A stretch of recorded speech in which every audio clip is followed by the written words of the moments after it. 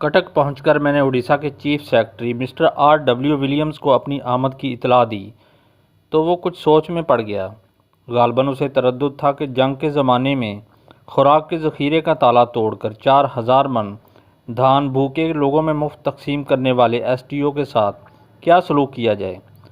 چند روز کی حیض بحث کے بعد آخر مسٹر ولیمز نے میرے ساتھ وہی سلوک کیا جو اس زمانے میں ایک ICS دوسرے ICS کے ساتھ کیا کرتا تھا، اور میری پوسٹنگ برہام پور گنجم کے SDO ساورا ایجنسی کے سب ایجنٹ 2 گورنر کے طور پر ہو گئی۔ اگرچہ اس علاقے میں مسلمانوں کی آبادی 1% سے بھی کم تھی، لیکن کسی زمانے میں یہاں مسلمان بادشاہوں کا خزانہ ہوا کرتا تھا۔ اسی وجہ سے برہام پور کے ساتھ گنج عام کا لقب لگا ہوا تھا۔ یہ لقب بگڑ کر گنجم بن گیا۔ برہام پور کے قریب ایک بستی چکاکول نام کی تھی۔ دراصل اس کا اصلی نام سکہ کھول تھا، کیونکہ مسلمانوں کے عہد حکومت میں یہاں ٹکسال قائم تھی۔ مسلمانوں کی حکومت کے زوال کے بعد صرف شہروں اور قصبوں کے نام ہی نہیں بگڑے، بلکہ برہام پور کے کچھ دور افتادہ علاقوں میں مسلمانوں کی حالت بھی عبرتناک حد تک ناگفتہ تھی۔ سنگلاخ پہاڑیوں اور خاردار جنگل میں گھرا ہوا ایک چھوٹا سا گاؤں تھا، جس میں مسلمانوں کے 20-25 گھر آباد تھے۔ ان کی معاشرت ہندوانہ اثرات میں اس درجہ ڈوبی ہوئی تھی کہ رمیش علی، صفدر پانڈے، محمود مہنتی، کلثوم دیوی اور پربھاوتی جیسے نام رکھنے کا رواج عام تھا۔ گاؤں میں ایک نہایت مختصر کچی مسجد تھی، جس کے دروازے پر اکثر تالا پڑا رہتا تھا۔ جمعرات کی شام کو دروازے کے باہر ایک مٹی کا دیا جلا دیا جاتا تھا۔ کچھ لوگ نہا دھو کر آتے تھے اور مسجد کے تالے کو عقیدت سے چوم کر ہفتہ بھر کے لیے اپنے دینی فرائض سے سبکدوش ہو جاتے تھے۔ ہر دوسرے تیسرے مہینے ایک مولوی صاحب اس گاؤں میں آ کر 2 روز کے لیے مسجد کو آباد کر جاتے تھے۔ اس دوران میں اگر کوئی شخص وفات پا گیا ہوتا تو مولوی صاحب اس کی قبر پر جا کر فاتحہ پڑھتے تھے، نوزائیدہ بچوں کے کان میں اذان دیتے تھے، کوئی شادی طے ہو گئی ہوتی تو نکاح پڑھوا دیتے تھے، بیماروں کو تعویذ لکھ دیتے اور اپنے اگلے دورے تک جانور ذبح کرنے کے لیے چند چھریوں پر تکبیر پڑھ جاتے تھے۔ اس طرح مولوی صاحب کی برکت سے گاؤں والوں کا دین اسلام کے ساتھ ایک کچا سا رشتہ بڑے مضبوط دھاگے کے ساتھ بندھا رہتا تھا۔ برہام پور گنجم کے اس گاؤں کو دیکھ کر زندگی میں پہلی بار میرے دل میں مسجد کی ملا کی عظمت کا کچھ احساس پیدا ہوا۔ ایک زمانے میں ملا اور مولوی کے القاب علم و فضل کی علامت ہوا کرتے تھے، لیکن سرکار انگلینڈ کی عملداری میں جیسے جیسے ہماری تعلیم اور ثقافت پر مغربی اقدار کا رنگ و روغن چڑھتا گیا، اسی رفتار سے ملا اور مولوی کا تقدس بھی پامال ہوتا گیا۔ رفتہ رفتہ نوبت بائیں جا رسید کہ یہ دونوں تعظیمی اور تکریمی الفاظ تضحیک و تحقیر کی ترکش کے تیر بن گئے۔ داڑھیوں والے ٹھوٹ اور ناخواندہ لوگوں کو مذاق ہی مذاق میں ملا کا لقب ملنے لگا۔ کالجز، یونیورسٹی اور دفتروں میں کوٹ پتلون نہ پہننے اور دینی رجحان رکھنے والوں کو طنز و تشنیع کے طور پر مولوی کہا جاتا تھا۔ مسجدوں کے پیش اماموں پر جمعراتی، شبراتی، عیدی، بقرعیدی اور فاتح درود پڑھ کر روٹیاں توڑنے والے کل اعوذ ملاؤں کی پھپتیاں کسی جانے لگیں۔ لو سے جلسی ہوئی گرم دوپہروں میں خس کی ٹوٹیاں لگا کر پنکھیوں کے نیچے بیٹھنے والے یہ بھول گئے کہ محلے کی مسجد میں ظہر کی اذان ہر روز عین وقت پر اپنے آپ کس طرح ہوتی رہتی ہے۔ کڑکڑاتے ہوئے جاڑوں میں نرم و گرم لحافوں میں لپٹے ہوئے اجسام کو اس بات پر کبھی حیرت نہ ہوئی کہ اتنی صبح منہ اندھیرے اٹھ کر فجر کی اذان اس قدر پابندی سے کون دے جاتا ہے۔ دن ہو یا رات، آندھی ہو یا طوفان، امن ہو یا فساد، دور ہو یا نزدیک، ہر زمانے میں شہر شہر، گلی گلی، کریا کریا، چھوٹی بڑی کچی پکی مسجدیں اسی ایک ملا کے دم سے آباد تھیں، جو خیرات کے ٹکڑوں پر مدرسوں میں پڑا تھا اور در بدر کی ٹھوکریں کھا کر گھر بار سے دور کہیں اللہ کے کسی گھر میں سر چھپا کر بیٹھ رہا تھا۔ اس کی پشت پر نہ کوئی تنظیم تھی، نہ کوئی فقہ تھا، نہ کوئی تحریک تھی۔ اپنوں کی بے اعتنائی، بیگانوں کی مخاصمت، ماحول کی بے حسی اور معاشرے کی کج ادائی، اس کے باوجود اس نے نہ اپنی وضع کتب کو بدلا اور نہ اپنے لباس کی مخصوص وردی کو چھوڑا۔ اپنی استعداد اور دوسروں کی توفیق کے مطابق اس نے کہیں دین کی شمع، کہیں دین کا شعلہ، کہیں دین کی چنگاری روشن رکھی۔ برہام پور گنجم کے گاؤں کی طرح جہاں دین کی چنگاری بھی گل ہو چکی تھی، ملا نے اس کی راکھ ہی کو سمیٹ کر باد مخالف کے جھونکوں میں اڑ جانے سے محفوظ رکھا۔ یہ ملا ہی کا فیض تھا کہ کہیں مسلمان، کہیں نام کے مسلمان، کہیں محض نصف نام کے مسلمان ثابت و سالم برقرار رہے، اور جب سیاسی میدان میں ہندوؤں اور مسلمانوں کے درمیان آبادی کے اعداد و شمار کی جنگ ہوئی تو ان سب کا اندراج مردم شماری کے صحیح کالم میں موجود تھا۔ برصغیر کے مسلمان عموماً اور پاکستان کے مسلمان خصوصاً ملا کی اس احسان عظیم سے کس طرح سبکدوش نہیں ہو سکتے، جس نے کسی نہ کسی طرح، کسی نہ کسی حد تک ان کے تشخص کی بنیاد کو ہر دور اور ہر زمانے میں قائم رکھا۔ مسلمانوں کی اس انتہائی پسماندہ تھوڑی سی تعداد کے علاوہ برہام پور گنجم میں ایک اور علاقہ تھا جسے ساورا ایجنسی کہا جاتا تھا۔ اس ایجنسی کا نظم و نسق براہ راست گورنر کے ماتحت تھا، اور مقامی ایس ڈی او اس مقصد کے لیے اس سب ایجنٹ ٹو گورنر کہلاتا تھا۔ ساورا ایجنسی بے حد سنگلاخ پہاڑوں پر انتہائی دشوار گزار جنگلوں کے درمیان واقع تھی۔ بھیل، گونڈ اور دراوڑ جیسے قدیم قبائل کی طرح یہاں پر ساورا قوم آباد تھی۔ ان کی اپنی زبان تھی، اپنا لباس تھا اور اپنی الگ طرز معاشرت تھی۔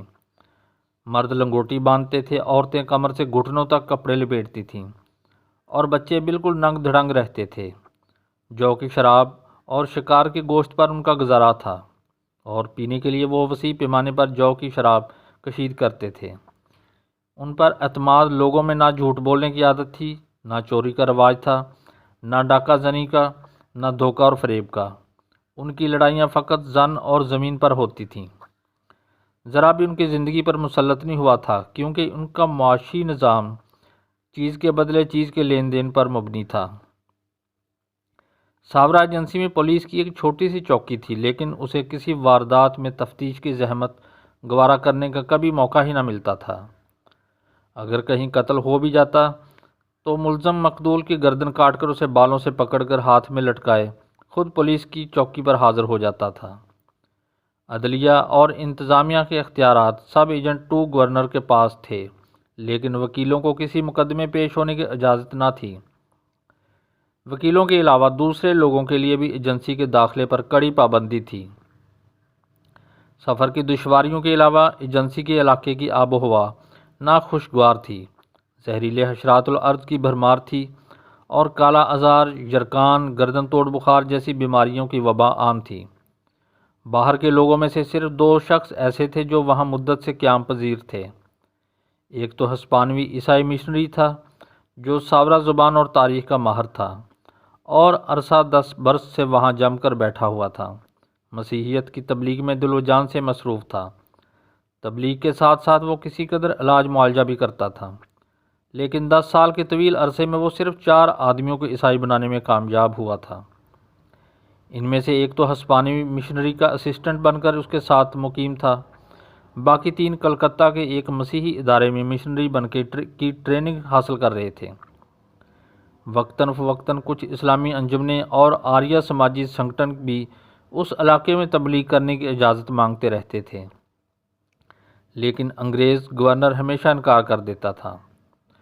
باہر کا دوسرا آدمی جو ساورا ایجنسی میں 10-15 برس سے قیام پذیر تھا، ایک پنجابی سکھ سردار ہرنام سنگھ، اس علاقے میں خود رو کیوڑا کثیر مقدار میں اگتا تھا۔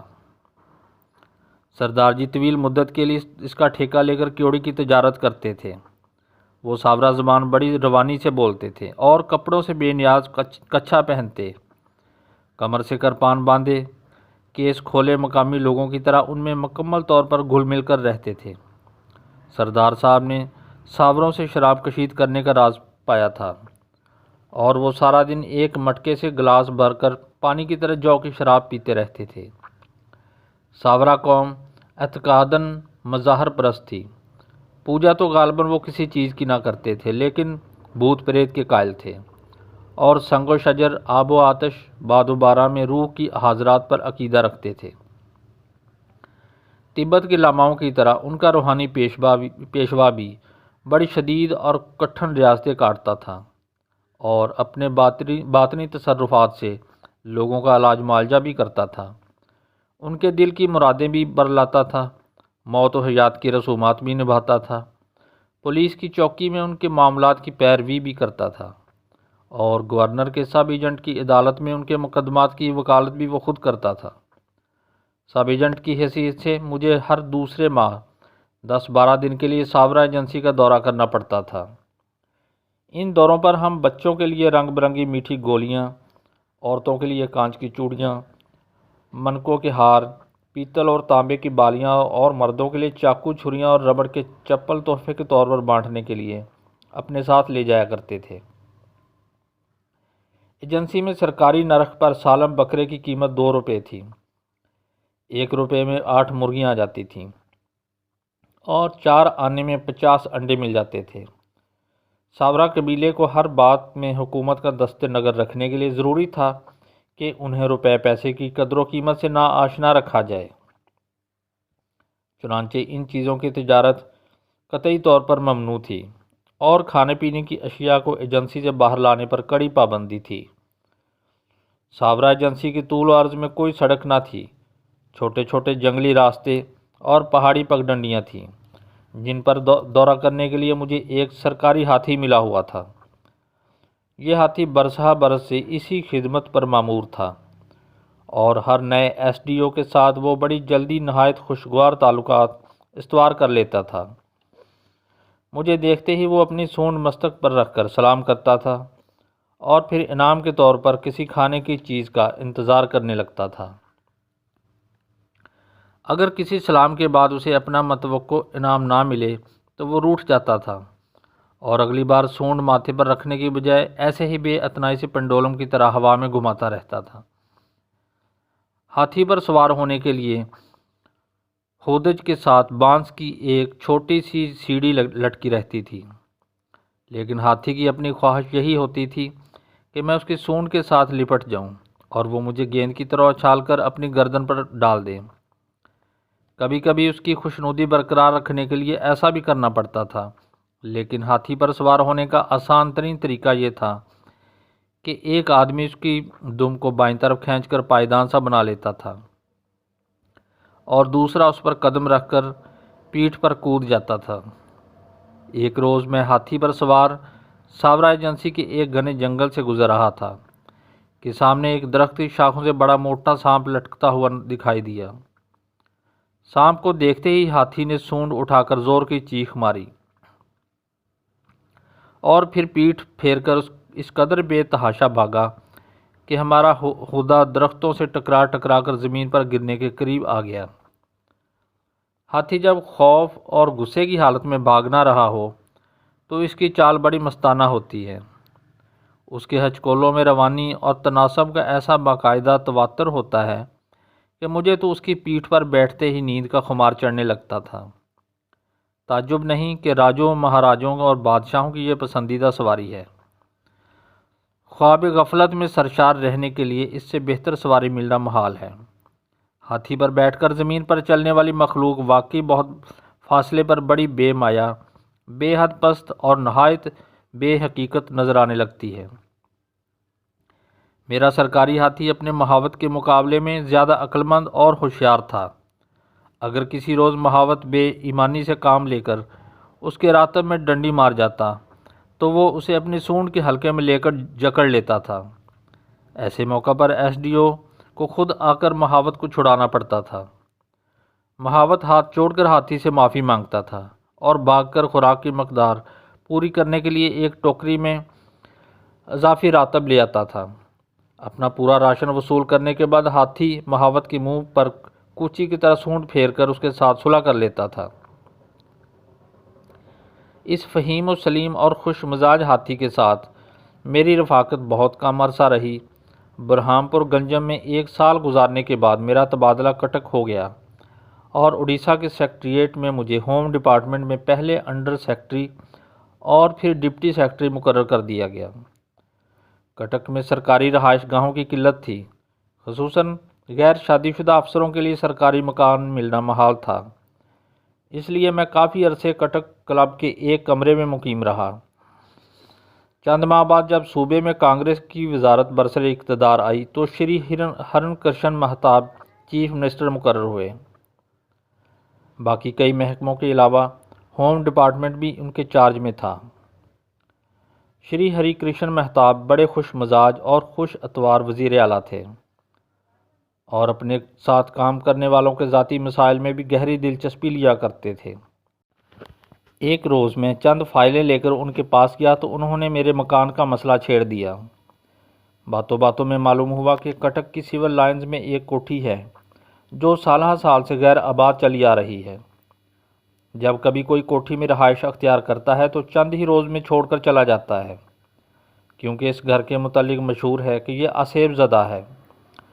مہتاب صاحب نے کہا کہ اگر تم وہمی طبیعت کے مالک نہیں ہو تو بڑی خوشی سے اس بنگلے کو آزما کر دیکھ لو۔ میں کلب میں ایک کمرے کے گھٹن سے تنگ آیا ہوا تھا، اس لیے میں نے فوراً حامی بھر لی اور سول لائنز کی کوٹھی نمبر 18 میرے نام الاٹ ہو گئی۔ یہ ایک ہلکے زرد رنگ کی چھوٹی سی خوشنما کوٹھی تھی جس کے گرد 1.5-2 ایکڑ کا وسیع عریض لان پھیلا ہوا تھا۔ لان میں گھٹنوں گھٹنوں تک اونچی گھاس اگی ہوئی تھی اور چاروں طرف سوکھے ہوئے اور تازہ گوبر پر مکھیاں بھنبھنا رہی تھیں۔ ایک طرف جامن اور آم کے کچھ پیڑ تھے جن کے نیچے بلیاں اور کتے وقتاً فوقتاً اپنے مخصوص آواز میں رویا کرتے تھے۔ دوسری طرف پیپل کا پرانا درخت تھا جس کی شاخوں سے بے شمار کالی کالی بھوری بھوری چمگادڑیں الٹی لٹکی رہتی تھیں۔ کوٹھی کے عقب میں ایک کچا تالاب تھا جس کے پانی پر سبز کائی کی دبیج طے جمی ہوئی تھی اور کناروں پر مینڈکوں، جھینگروں اور دوسرے کیڑے مکوڑوں کا جمع غفیر موجود رہتا تھا۔ کوٹھی سے کوئی 150 گز کے فاصلے پر باورچی خانہ تھا۔ اسی کے ساتھ 2 سرونٹ کوارٹر تھے جن میں میرا کشمیری خانسامہ رمضان اور بنگالی ڈرائیور روز محمد رہتے تھے۔ 18 سول لائنز میں ایک ڈرائنگ روم، ایک ڈائننگ روم اور 3 بیڈ روم تھے۔ میں نے اپنے استعمال کے لیے جو بیڈ روم منتخب کیا اس کا ایک دروازہ ڈائننگ روم کی طرف کھلتا تھا۔ دوسرا دروازہ ایک کھڑکی کے برآمدے میں کھلتے تھے جس کے سامنے عقبی لان کا وسیع پھیلاؤ تھا۔ اس بیڈ روم کے ساتھ ایک ڈریسنگ روم اور غسل خانہ بھی ملحق تھا۔ ایک رات میں سب دروازے اور کھڑکی بند کر کے بستر پر لیٹا کتاب پڑھ رہا تھا۔ میرے پاس کوئی ٹیبل لیمپ نہ تھا اور بجلی کا سوئچ پلنگ سے دور والی دیوار پر لگا ہوا تھا۔ 11 بجے کے قریب میں نے کتاب بند کر کے تپائی پر رکھ دی اور بجلی بجھانے کے لیے اٹھنے لگا تھا کہ پیتل کا سوئچ کھٹاک سے بجا اور بجلی اپنے آپ بجھ گئی۔ میں نے سوچا کہ سوئچ کا کوئی پیچ ڈھیلا ہو گیا ہوگا، اس لیے اس کا بٹن اپنے آپ ہل گیا ہے، لیکن پھر خیال آیا کہ بجلی آف کرنے کے لیے سوئچ کا بٹن کافی زور سے اوپر کی طرف گھمایا جاتا ہے۔ اگر وہ ڈھیلا ہو گیا ہے تو اسے نیچے کی طرف گرنا چاہیے تھا، وہ خود بخود اوپر کی طرف کیسے اٹھ سکتا ہے؟ میں یہ سوچ ہی رہا تھا کہ سوئچ پھر کھٹ سے بجا، بجلی آن ہو گئی، ساتھ ہی ڈرائنگ روم والے بند دروازے پر 3 بار دھیمی سی دستک ہوئی، جیسے کوئی انگلی بند کر کے اس کے جوڑ سے دروازہ کھٹکھٹا رہا ہے۔ میں نے ڈرتے ڈرتے اٹھ کر دروازہ کھولا تو ڈرائنگ روم بالکل خالی تھا، البتہ صوفے کے قریب سفید دھوئیں کا ایک چھلا سا ضرور نظر آیا جو دیکھتے ہی دیکھتے فضا میں تحلیل ہو گیا۔ اس چھلے کی حیت کچھ اس طرح کی تھی جس طرح کہ سگریٹ کا کش لے کر دھوئیں کے رنگ بنائے جاتے ہیں۔ جس جگہ پر چھلا ہوا میں معلق تھا وہاں پر انگریزی سینٹ اور ہینا کی عطر کی ملی جلی خوشبو پھیلی ہوئی تھی۔ اب یہ روز کا معمول ہو گیا کہ ادھر میں کتاب بند کرتا تھا، ادھر بجلی خود بخود کھٹ سے بجھ جاتی تھی۔ دوسرے تیسرے دن دروازے پر دستک بھی بدستور ہوتی تھی اور ہر بار دھوئیں کا چھلا پہلے کی نسبت بڑا نظر آتا تھا۔ زیادہ دیر تک وہ چھلا قائم رہتا تھا۔ ایک رات میں اپنے بیڈ روم میں آیا تو میرے سلیپر غائب تھے۔ کافی دیر ڈھونڈتا رہا، کہیں نہ ملے، لیکن جب میں بستر پر لیٹا تو تکیے سے چرمر کی آواز آئی۔ اٹھ کر دیکھا تو وہ دونوں سلیپر تکیے کے غلاف کے اندر پڑے تھے۔ سلیپر پہن کر منہ ہاتھ دھونے باتھ روم گیا تو صابن دانی غائب پائی۔ واپس آ کر بستر پر لیٹا تو وہ بھی تکیے کے غلاف سے برآمد ہوئی۔ صابن دانی غسل خانے میں رکھ کر دوبارہ کمرے میں آیا تو تکیے پر بسکٹوں کا ڈبہ کھلا پڑا تھا جو میرے بیڈ روم کی الماری میں رکھا رہتا تھا۔ 2-3 بسکٹ باہر گرے ہوئے تھے۔ میں نے ان بسکٹوں کو اٹھا کر کھا لیا اور ڈبہ الماری میں رکھ کر پلنگ کی طرف مڑا تو دیکھا کہ تکیے پر سگریٹ کیس کھلا ہوا رکھا ہوا جو ڈرائنگ روم کی میز پر مہمانوں کے لیے پڑا رہتا تھا۔ اپنی آٹومیٹک سروس ایجنسی کی اس دل لگی پر مجھے ہنسی آ گئی۔ میں سگریٹ پیتا تو نہ تھا، لیکن سوچا کہ اپنے نادیدہ با مذاق خدمت گزار کا دل خوش کرنے کے لیے آج سگریٹ نوشی بھی کرنے میں کوئی حرج نہیں۔ چنانچہ میں نے ایک سگریٹ منہ میں رکھا اور ماچس جلائی۔ دیا سلائی کا سلگنا تھا کہ سگریٹ میرے ہونٹوں سے کھنچ کر دور جا پڑی۔ ساتھ ہی ڈرائنگ روم والے دروازے پر وہی مخصوص دستک ہوئی۔ میں نے اٹھ کر دروازہ کھولا تو قریب ہی ریشم کے کپڑے کی سرسراہٹ سنائی دی۔ پھر سفید دھوئیں کا حلقہ تقریباً نصف کمرے میں پھیل گیا۔ سارے کمرے میں بھینی بھینی خوشبو فوار سی برس رہی تھی اور فضا میں کچھ اس طرح کا ارتعاش لرزاں تھا جیسا کہ فوارہ چلنے سے محسوس ہوتا ہے۔ ان دنوں مجھے موسیقی کا شوق تھا اور سراج بجانے میں کچھ ریاض بھی کیا تھا۔ میں نے ڈرائنگ روم کی بتی جلائی تو میرا سراج صوفے کے قریب قالین پر یوں پڑا تھا جیسے ابھی ابھی کسی نے وہاں لا کر رکھا ہو۔ میں بغیر سوچے سمجھے فرش پر بیٹھ گیا اور سراج بجانے لگا، لیکن تار بالکل ڈیڈ تھے، ان سے کوئی آواز برآمد نہ ہوئی۔ چند لمحے ایک عجیب سا بولتا ہوا سناٹا رہا، پھر اچانک ایک زور کا دھماکہ ہوا، جیسے کمرے میں بارود سے بھرا ہوا گولہ پھٹ گیا ہو۔ سفید دھوئیں کا حلقہ مکڑی کے جالے کے تاروں کی طرح ٹوٹ کر ریزہ ریزہ ہو گیا اور اس کے ٹکڑے ہوا میں اس طرح کپانے لگے جس طرح بادل کی لڑی کا عکس پانی کی متلاطم لہروں میں ٹوٹ ٹوٹ کر لہراتا ہے۔ ساتھ ہی بالکل بند کمرے میں چاروں طرف سے پتھروں اور اینٹوں کی بارش شروع ہو گئی۔ اب میں جہاں کہیں بھی بیٹھتا تھا میرے آگے پیچھے دائیں بائیں پتھر ہی پتھر برستے تھے۔ بستر پر لیٹا تو پلنگ کے ارد گرد سنگ و خشت کا انبار لگ گیا۔ ایک پتھر جو پلنگ کے اوپر میرے عین قریب آ کے گرا، اس کا وزن کئی سیر تھا۔ کمرے کے روشن دان، کھڑکیاں، دروازے سب بند تھے، لیکن پتھر بڑے زور سے سنسناتے آتے تھے اور میرے بالکل قریب زمین پر گر جاتے تھے۔ خوش قسمتی سے کوئی پتھر مجھے لگتا نہ تھا، ورنہ ان میں کچھ اتنے وزنی اور نوکدار ہوتے تھے کہ چند ہی ضربوں میں انسان کی ہڈی پسلی ایک کر دینے کے لیے کافی تھے۔ اس واقعے کے ساتھ ہی اگلے چند ماہ کے لیے میری زندگی کا ڈھرا بالکل تبدیل ہو گیا۔ آٹومیٹک سروس کی پرلطف آنکھ مچولی بند ہو گئی۔ ڈرائنگ روم کے دروازے پر ایک جانی پہچانی شائستہ اور معطر سی دستک بھی موقوف ہو گئی۔ اس غیر مرئی سے ماحول میں ایک عجیب قسم کی لطافت، رفاقت اور ادراکی اشتراک کا جو عنصر تھا، اس کی جگہ اب مافوق الفطرت پراسرار اور ہیبتناک واقعات کا ایسا تسلسل شروع ہو گیا جسے پوری تفصیل سے بیان کرنا آسان نہیں۔ اس لیے نمونے کے طور پر فقط چند چیدہ اور نسبتاً اہم واقعات ہی درج کرتا ہوں۔ میرا کشمیری ملازم اور بنگالی ڈرائیور روز محمد عموماً رات کے 10-10:30 بجے کام کاج سے فارغ ہو کر اپنے کوارٹروں میں چلے جاتے تھے، جو کچن کے ساتھ کوٹھی سے 200 گز کے فاصلے پر واقع تھے۔ ان کے جاتے ہی کارروائی کا آغاز اینٹوں اور پتھروں سے شروع ہو جاتا تھا۔ کئی بار ایسا ہوا کہ باہر موسلا دھار بارش ہو رہی ہے اور کمرے کے اندر اینٹیں اور پتھر برس رہے ہیں۔ وہ بالکل خشک ہیں۔ صبح سویرے اندھیرے میں اس ملبے کو ٹوکروں کے حساب سے سمیٹ کر لون کے تالاب میں پھینک آتا تاکہ اس ماجرے کی خبر پا کر رمضان اور ڈرائیور خوف زدہ نہ ہوں۔ یہ کارروائی روزمرہ کا دستور تھی۔ اینٹوں کی بارش کے بعد گھر کے سب دروازے، کھڑکیاں اور روشن دان کھٹ کھٹ کر کے خود بخود کھل جاتے تھے اور اپنے آپ بند ہو جاتے تھے۔ بند ہوتے وقت دروازوں اور کھڑکیوں کے پٹ ایک دوسرے سے اس زور سے ٹکراتے تھے جیسے شدید آندھی آئی ہوئی ہو۔ تھوڑے تھوڑے وقفے کے بعد یہ عمل کئی مرتبہ دہرایا جاتا تھا۔ گھر کی سب بجلیاں بھی اسی رفتار سے جلتی اور بجھتی رہتی تھیں۔ کبھی کسی کھلے دروازے کو بند کرنے کی کوشش کرتا تو وہ بند نہ ہوتا تھا، اور اگر بند دروازے کو کھولنا چاہتا تو وہ کھلتا بھی نہ تھا۔ ایک بند دروازے کو کھولنے کے لیے ذرا زیادہ زور لگایا تو اس کی چوکھٹ اکھڑ کر دھڑام سے زمین پر گر گئی۔ چند لمحوں کے بعد وہ خود بخود اچھل کر اپنی جگہ فٹ ہو گئی۔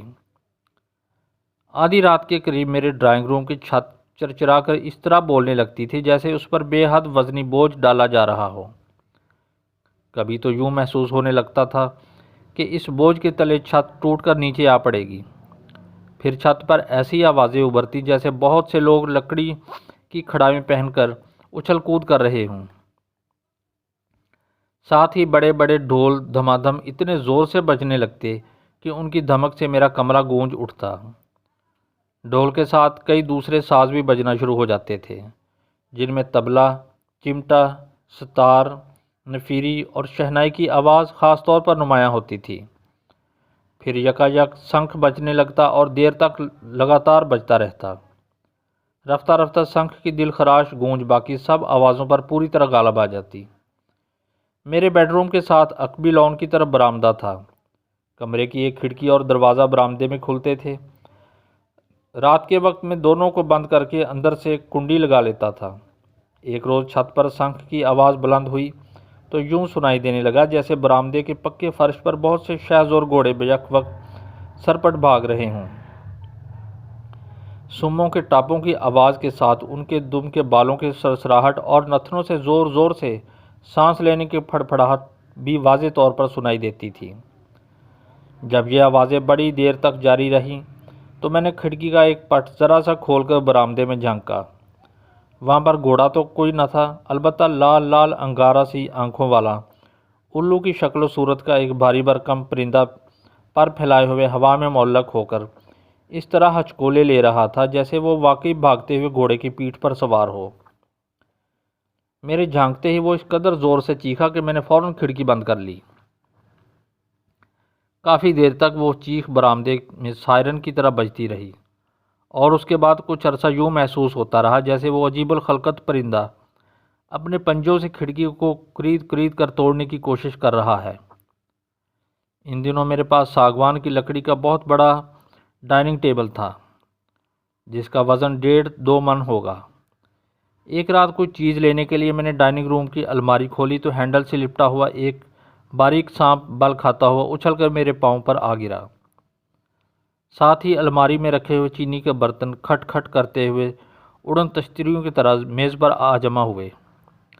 اس کے بعد ڈائننگ ٹیبل آہستہ آہستہ ہوا میں اٹھنا شروع ہوا اور اس قدر بلند ہو گیا کہ اس کے اوپر پڑے چینی کے برتن ٹن ٹن کر کے بجلی کے پنکھے کے ساتھ ٹکرانے لگے۔ پنکھے کو چھو کر میز یکلخت دھڑام کر کے فرش پر واپس آ گیا۔ اس کا ایک پایا میرے بائیں پاؤں کے انگوٹھے پر اس قدر زور سے لگا کہ انگوٹھے کا کچھ حصہ آج تک بالکل بے حس ہے۔ ایک رات میرے کمرے میں اینٹوں اور پتھروں کی جگہ مردار ہڈیاں برسنے لگیں۔ ہڈیوں میں چند انسانی کھوپڑیاں بھی تھیں۔ جا بجا بکھرا ہوا ہڈیوں اور کھوپڑیوں کا یہ انبار اتنا کریہ المنظر تھا کہ صبح کا انتظار کیے بغیر میں نے انہیں اکٹھا کر کے ایک چادر میں باندھا اور انہیں تالاب میں پھینکنے کے لیے باہر لان میں نکل آیا۔ لان میں پہنچتے ہی مجھے یوں محسوس ہونے لگا جیسے زنجیروں کے گچھے سے میرے دونوں ٹخنوں پر پے در پہ زور زور کی ضربیں لگ رہی ہیں۔ تالاب سے اس قسم کی آواز برآمد ہوئی جیسے کوئی غوطہ خور پانی سے باہر ابھرتا ہے۔ ساتھ ہی تالاب کے کنارے سبز کائی میں لپٹا ہوا ایک کالا سیاہ سایہ سا نمودار ہوا اور خوں خوں کرتا ہوا گوریلے کی طرح میری طرف بڑھنے لگا۔ میں نے ہڈیوں کا گٹھا وہیں پھینکا اور پیٹھ پھیر کر اپنے کمرے کی طرف بھاگا۔ بھاگتے ہی یوں محسوس ہوا جیسے میرے پاؤں رسیوں کے تانے بانے میں الجھ گئے ہیں۔ برآمدے کے قریب پہنچ کر میں بری طرح لڑکھڑایا اور منہ کے بل زمین پر گر پڑا۔ اب کھڑا ہونے کی شکت باقی نہ تھی، اس لیے میں پیٹ کے بل رینگتا رینگتا بڑی مشکل سے اپنے کمرے میں داخل ہوا۔ میرے ٹخنے میں شدید سوزش اور جلن ہو رہی تھی، گھٹنے بری طرح چھل گئے تھے اور منہ کے بل گرنے کا باعث ٹھوڈی سے خون بہہ رہا تھا۔ منہ ہاتھ دھونے کے لیے میں نے جا کر واش بیسن کا نلکا کھولا تو کچھ دیر سوں سوں کی آواز آتی رہی۔ اس کے بعد یکا یک گٹ گٹ کر کے نلکے سے گرم گرم گاڑے گاڑے خون کی دھار بہنے لگی۔ ایک رات ہڈیوں کے بچھاڑ کے بعد یکا یک سارے گھر میں ایسا بدبودار تافن پھیل گیا جیسے غلاظت سے بھرا ہوا گٹر پھٹ گیا ہو۔ کبھی ہوا میں پسی ہوئی مرچوں کی دھانس اٹھنے لگتی تھی، کبھی سوجی بھوننے اور ہلدی جلنے کی بو آنے لگتی تھی، کبھی سڑی ہوئی مچھلی کی بسانت پھیل جاتی تھی۔ ایک بار دن ہو یا رات میں جو کھانے کی پینے کی چیز منہ میں ڈالتا تھا اس میں کنکر، مٹی اور ریت کی ملاوٹ ہوتی تھی۔ پھلوں کے اندر بھی کنکر ملتے تھے۔ میں نے ایک کیلا چھیل کر درمیان سے توڑا تو اس کے اندر جو سیون سی ہوتی ہے اس میں بھی ریت اس طرح جمی ہوئی تھی جیسے تھرمامیٹر کی نالی میں پارا بھرا ہوا ہوتا ہے۔ ایک روز آدھی رات کے بعد ڈرائنگ روم میں ٹیلی فون کی گھنٹی بجی۔ ڈرائنگ روم میں جانے کے لیے میں نے دروازہ کھولا تو وہ آدھا کھل کر زور سے بند ہو گیا۔ میں جتنا زور لگاتا تھا دروازہ تھوڑا سا کھلتا اور پھر لوہے کے اسپرنگ کی طرح اچٹ کر بند ہو جاتا تھا۔ آخر میں نے اپنا کندھا دروازے کے ساتھ جوڑ کر پوری قوت سے زور لگایا تو میرا دباؤ پڑنے سے پہلے ہی دونوں پٹ آرام سے واہ ہو گئے اور میں زور سے بھرا ہوا لڑکھڑاتا ہوا پہلے ایک کرسی سے ٹکرایا، پھر دھڑام سے قالین پر جا گرا۔ قالین پر سفید چادر میں لپٹی ہوئی انسانی جسم کی طرح کوئی چیز لاش کی طرح بے حس و حرکت پڑی تھی۔ اس کو چھوتے ہی تڑپ کر اٹھا اور بیڈ روم میں واپس آ کر دروازہ بند کر لیا۔ ٹیلی فون کی گھنٹی 1.5-2 گھنٹے تک متواتر بجتی رہی۔ ایک روز بڑی تیز بارش ہو رہی تھی۔ رات کے 2 بجے میرے بیڈ روم کے باہر لان میں بائیسیکل کی گھنٹی بجی اور پھر آواز آئی، تار والا، تار والا، تار والا۔ میں نے دروازے کی دراڑ میں سے جھانکا تو واقعی باہر تار والا کھڑا تھا۔ اس نے خاکی وردی پہنی ہوئی تھی، سر پر جھالر والی خاکی پگڑی تھی، گلے میں چمڑے کا تھیلا لٹکا ہوا تھا اور وہ سرخ مڈگارڈ والے بائیسیکل کے ساتھ ٹیک لگائے کھڑا تھا۔ اس ماحول میں ایک جیتے جاگتے انسان کو اپنے لان میں دیکھ کر میرا دل بڑا مطمئن ہوا۔ میں خوشی خوشی دروازہ کھول کر برآمدے میں آ گیا۔ تار والے نے مجھے سلام کیا، اپنی پگڑی میں کان کے اوپر ٹھونسی ہوئی پنسل نکالی اور تھیلے سے تار کی رسید کا فارم نکال کر مجھے دیا۔ میں نے فارم پر دستخط کر کے واپس کرنے کے لیے ہاتھ آگے بڑھایا تو میرے سامنے تار والے کی جگہ انسانی ہڈیوں کا ایک خوفناک ڈھانچہ کھڑا تھا۔ لمبے لمبے ناخنوں والی انگلیوں کے ہڈیوں نے کاغذ اور پنسل میرے ہاتھ سے جھٹکا دے کر کھینچ لیے۔ ڈھانچے کا جبڑا کٹ کٹ کر کے اس طرح دانت بچانے لگا جیسے زور زور سے ہنسنے کی کوشش کر رہا ہو۔ میں سر پر پاؤں رکھ کر بھاگا اور کمرے کا دروازہ بند کر لیا۔ اس کے بعد کافی دیر تک برآمدے کے پکے فرش پر ہڈیوں کے کٹکنے اور دروازے پر ناخنوں سے کھرونچے مارنے کی آواز آتی رہی۔ اس قسم کے کچھ کہے اور بہت سے ان کہے واقعات رات کو 10:30 یا 11 بجے شروع ہوتے تھے اور صبح کے ٹھیک 3 بجے خود بخود بند ہو جاتے تھے۔ میرے طویل عریض لان کی گھاس میں بے شمار مینڈکوں اور جھینگروں کا بسیرا تھا۔ شام پڑتے ہی ان کے ٹرانے کی آواز، پیپل کے درخت پر الٹی لٹکی ہوئی چمگادڑوں کی چیخ و پکار آسمان پر سر پر اٹھا لیتی تھی۔ لیکن جیسے ہی واقعات کا تسلسل شروع ہوتا تھا پورے لان پر مکمل سکوت چھا جاتا تھا۔ 3 بجے کے قریب جب پہلے مینڈک یا جھینگر یا چمگادڑ کی آواز کان میں پڑتی تھی تو میں بھی سکھ کا سانس لیتا تھا کہ چلیے آج کی رات کی منزل بھی طے ہوئی۔ لیکن رات کی یہ 4-4.5 گھنٹے تنہا گزارنا بڑا جان جوکھوں کا کام تھا۔ میں بڑی آسانی سے وہ گھر کسی بھی وقت چھوڑ سکتا تھا، یا ڈرائیور اور خانسامہ کو کوٹھی کے اندر سلا سکتا تھا، یا اپنے دوست احباب میں سے کسی کو ہمراز بنا کر اس تجربے میں شریک کر سکتا تھا۔ لیکن میں نے ایسا کوئی اقدام نہ کیا اور اپنی ذات کو جان بوجھ کر تنہا کئی مہینے لگاتار اس کربناک عذاب میں مبتلا رکھا۔ آج 34-35 برس گزرنے کے بعد بھی مجھے اپنے اس غیر منطقی رویے کی کوئی معقول وجہ سمجھ میں نہیں آتی، سوائے اس کے کہ غالباً یہ میری انا کی احمقانہ ضد تھی جس نے ان عجیب و غریب واقعات کے چیلنج کو قبول کرنے پر اصرار کیا۔ تفتیش و تجسس کی اس خارزار میں میری تنہا روی محض شوقیہ ہی نہ تھی، بلکہ اس کی طے میں غالباً یہ خطرہ بھی کار فرما تھا کہ کسی دوسرے کی شراکت سے کہیں بانمتی کا یہ سارا کھیل بالکل ٹھپ ہی نہ ہو جائے۔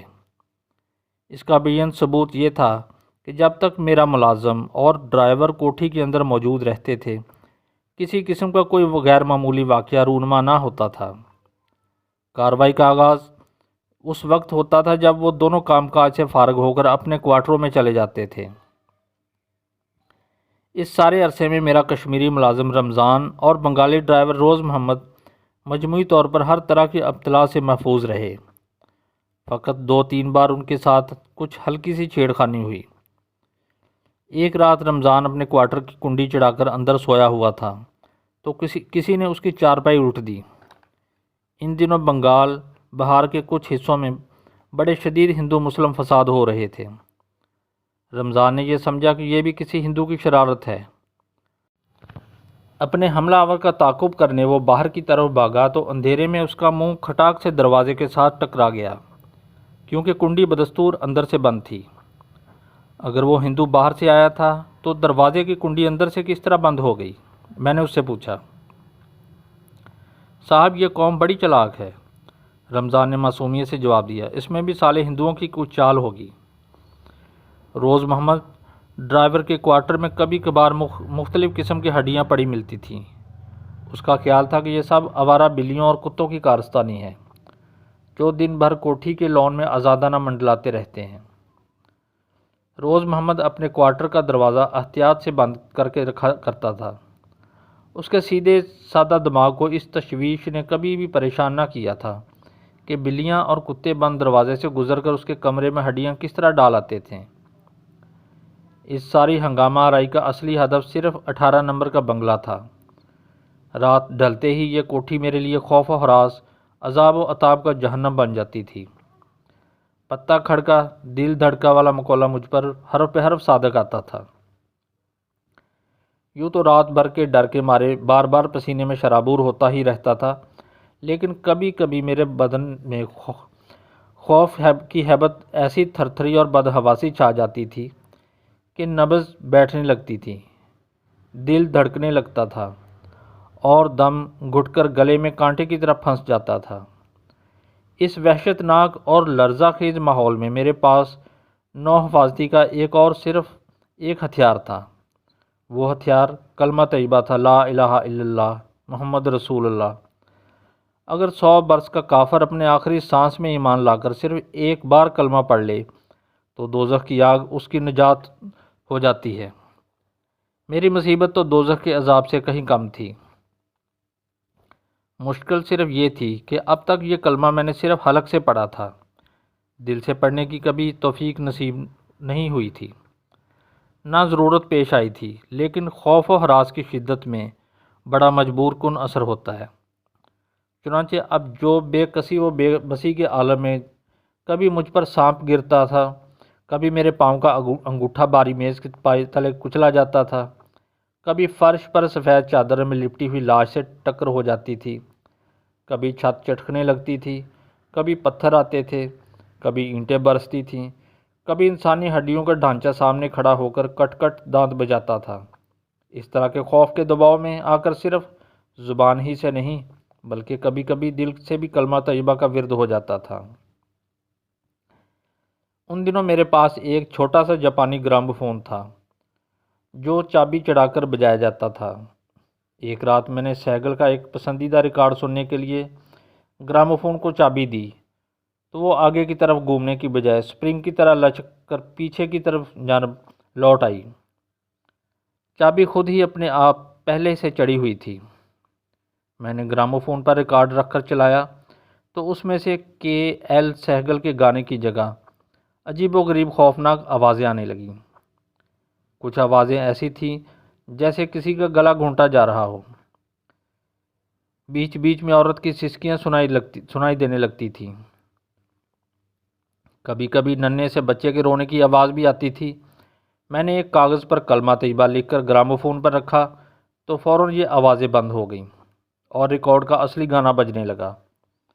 اب میں کاغذ اٹھاتا تھا تو خوفناک آوازیں شروع ہو جاتی تھیں، واپس رکھتا تھا تو اصلی گانا بجنے لگتا تھا۔ تجربے کے طور پر میں نے کلمہ طیبہ کا اردو ترجمہ لکھ کر گراموفون پر رکھا تو کوئی اثر نہ ہوا۔ کلمے کے الفاظ کو رومن حروف میں لکھ کر رکھا تو پھر بھی کوئی اثر نہ ہوا۔ کلمہ طیبہ کی یہ تاثیر صرف عربی زبان میں پائی۔ کلمہ طیبہ کے علاوہ میں اپنی تقویت کے لیے آیت الکرسی، سورۃ فلق اور سورۃ والناس کا ورد بھی اکثر کرتا رہتا تھا۔ ایک رات میرے گرد و پیش ہول و ہیبت کی فضا اپنے نقطہ عروج پر پہنچی ہوئی تھی۔ انتہائی شکستگی، مایوسی، اضطراب اور اضطرار کے عالم میں نے قرآن شریف کھولا تو سورۃ صفت نکلی۔ اس کی 182 آیات کا ایک ایک حرف میرے لیے آب حیات کا گھونٹ ثابت ہوا۔ خوف ہراس کے ماحول میں جب کبھی میں نے اس سورت کی تلاوت کی، ہر بار تازہ زندگی اور تابندگی پائی۔ کئی ماہ کی لگاتار ہیبت، وحشت اور عصبیت کی طے میں انجام کار یہ راز کھلا کہ 18-20 برس پہلے اس گھر میں ICS کا ایک اوباش افسر رہا کرتا تھا۔ شادی کا جھانسا دے کر اس نے الہ آباد میں کالج کی ایک لڑکی بملا کماری کو ورگلا کر اور خفیہ طور پر اسے اپنے ساتھ کٹک لے آیا۔ شادی اس نے کرنی تھی نہیں۔ 7-8 ماہ بعد جب بملا ماں بننے کے قریب ہوئی تو ظالم نے اس کا گلا گھونٹ کر مار ڈالا اور لاش کو ڈرائنگ روم کے جنوبی مشرقی کونے میں دفن کر دیا۔ اس وقت سے بملا کی نحیف و نزار ماں الہ آباد میں بیٹھی بڑی شدت سے اپنی بیٹی کا انتظار کر رہی تھی۔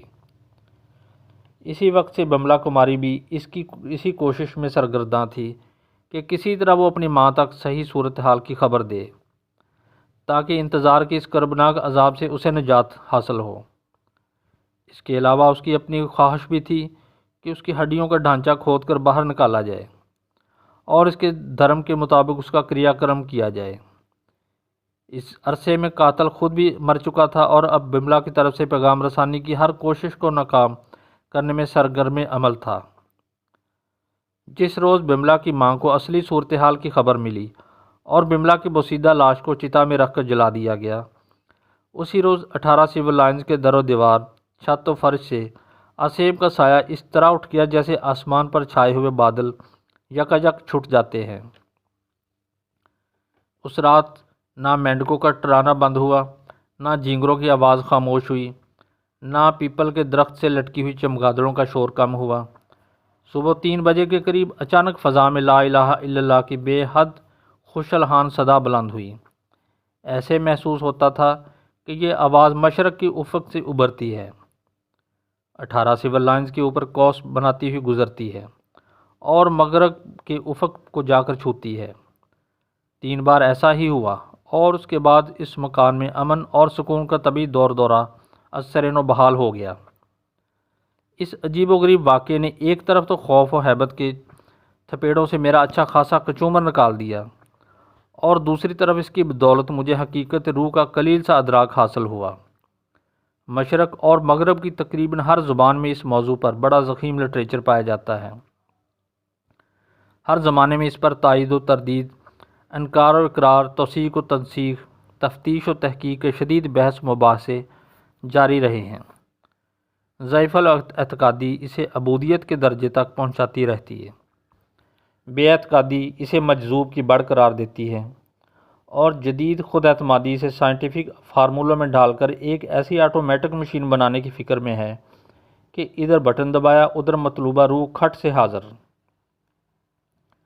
انگریزی میں اس علم پر سب سے مستند کتاب جو میری نظر سے گزری ہے وہ فریڈرک W.H. مائرز کی تصنیف انسانی شخصیت اور جسمانی موت کے بعد اس کی بقا ہے۔ یہ کتاب 1903 میں شائع ہوئی تھی۔ 1460 صفحات کی اس کتاب میں سینکڑوں پراسرار واقعات، حادثات، تجربات، آثار و شواہد کا منطقی اور سائنسی تجزیہ کرنے کے بعد یہ نتیجہ اخذ کیا گیا ہے کہ جسمانی موت کے بعد انسان کی شخصیت کا وہ عنصر باقی رہتا ہے جسے اسپرٹ کہتے ہیں۔ مصنف کا اسلوب عالمانہ استدلال علوم جدیدہ کے تقاضوں سے ہم آہنگ اور تفصیلات بڑی معتبر ہیں، لیکن ذہنی اور اعتقادی اعتبار سے وہ عیسائیت کے بندے ہوئے قوانین اور مفروضات سے آزاد نہیں ہو سکا۔ ماڈرن سائنسی دور میں دو سائنسدانوں نے اس علم کے میدان میں کچھ نئی راہیں ہموار کی ہیں۔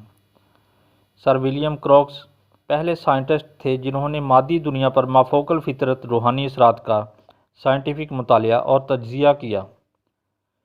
سر اولیور لوج کی کتاب ریمنڈ بھی اس سلسلے کی ایک اہم کڑی ہے۔ ان دونوں کی تحقیق و تجربات پر اس مسلک کی بنیاد پڑی جسے ماڈرن اسپریچولزم کے نام سے پکارا جاتا ہے، اور جو آج کل مغرب کی دنیا میں بڑے وسیع پیمانے پر زیر مشق ہے۔ ماڈرن اسپریچولزم کے اکثر اداروں کی حیثیت تجارتی دکانداری سے زیادہ نہیں۔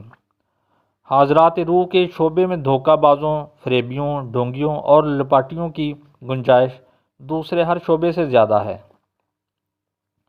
اس کے علاوہ مغربی اسپریچولزم اداروں میں عامل و معمول اور پلانچٹ وغیرہ کے ذرائع سے غیبی پیغامات کی ترسیل و تحصیل زیادہ تر اوہام وساوس کی ابلا فریبی ہوتی ہے، یا شعوری اور لاشعوری متخیلہ کی کرشمہ سازی نکلتی ہے۔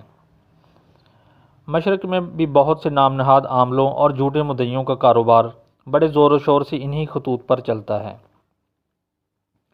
البتہ موجودہ دور میں پیراسائیکالوجی کے عنوان سے تحقیق و تفتیش کا جو نیا باب کھلا ہے، اس میں نفس انسانی کی نئی اور عجیب و غریب دنیا میں دریافت ہونے کے وسیع امکانات موجود ہیں۔ انسان کے ظاہر و باطن میں فوق العادت توانائیوں کے جو پر اسرار مخزن پوشیدہ ہیں، پیراسائیکالوجی کا مقصد ان کی نشاندہی کرنا اور انہیں کھود کر خرید کر دنیاوی ضروریات کے کام میں لانا ہے۔ امریکہ، روس اور ہالینڈ کے علاوہ یورپ کے دوسرے کئی ملکوں میں سائیکالوجی کے ادارے بڑے اعلیٰ پیمانے پر کام کر رہے ہیں۔ ایٹمی لیبارٹریوں کی طرح پیراسائیکالوجی ریسرچ کے بعض پروگرام بھی انتہائی رازداری میں رکھے جاتے ہیں۔ ایک شعبہ یہ بھی ہے کہ کچھ بڑی طاقتیں اس سائنس کو اپنے سفارتی تعلقات، بین الاقوامی معاملات اور جنگی انتظامات میں کس حد تک استعمال بھی کر رہی ہیں۔ یہ احتمال بعید از قیاس نہیں کہ ایٹمی توانائی کی طرح پیراسائیکالوجی کی ترقی بھی انجام کار عالمی سیاست کی اہلکار بن جائے۔ اس کے علاوہ ایک اور وجہ سے بھی پیراسائیکالوجی کی صلاحیت کار محدود نظر آتی ہے۔ اب تک اس میدان میں جتنی پیش رفت ہوئی ہے، اس میں تفتیش نفس کا تو پورا اہتمام ہے، لیکن تہذیب نفس کا کہیں نام و نشان تک نہیں۔ انسان مشرق میں ہو یا مغرب میں، امیر ہو یا غریب، کالا ہو یا گورا، ترقی یافتہ ہو یا غیر ترقی یافتہ، دنیا دار ہو یا بے دین، اس کے نفس کے لیے صرف 3 حالتیں ہی مقدر ہیں: نفس، نفس لوامہ اور نفس امارہ۔ اگر پیراسائیکالوجی کی ترقی زیادہ تر مادی مقاصد کے زیر نگین رہی تو بلا شبہ یہ ترقی معکوس ثابت ہوگی، کیونکہ اس صورت میں روحانیت کے بسیط شاہراہوں پر آگے بڑھنے کی بجائے یہ جدید سائنس نفس امارہ کے کولو کا بیل بن جائے گی، جو آنکھوں پر کپڑے چڑھا کر ایک ہی تنگ دائرے میں بار بار چکر کاٹنے پر مجبور ہوتا ہے۔ اس ڈگر پر چل کر پیراسائیکالوجی کی ترقی کا انتہائی کمال یہ ہوگا کہ وہ استدراج کی اس منزل تک رسائی حاصل کر لے جہاں پر جوگی، کاہن اور ساحر دوسرے کئی راستوں تک پہنچتے ہی رہتے ہیں۔ مغربی اسپریچولزم کی تان زیادہ تر مادہ پرستی پر ٹوٹتی ہے۔ مشرق کی چند اقوام میں اس روح کا تصور سفلیات کی گنبد میں مقید ہے یا آواگمن کے چکر میں سرگرداں ہیں۔ اس علم کی علوی صفات صرف اسلامی روایات میں نظر آتی ہیں۔ علامہ حافظ ابن قیم کا رسالہ کتاب الروح اس سلسلے کی ایک نہایت مستند دستاویز ہے۔ اس میں مصنف نے حقیقت روح کے ہر پہلو کا قرآن اور حدیث کی روشنی میں جائزہ لے کر بہت سے علماء سلف کے اقوال و احوال پر سیر حاصل تبصرہ کیا ہے۔